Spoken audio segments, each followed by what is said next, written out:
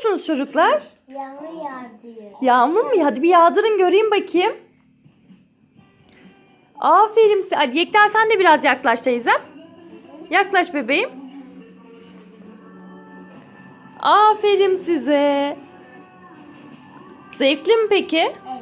Evet.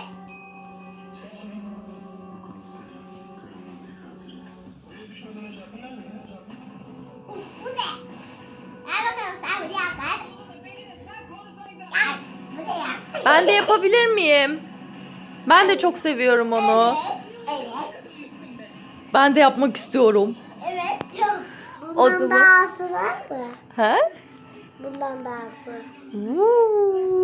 Ama benim koluma döktünüz hep ya. Ay. Sen de mi koluna döktün Yekta?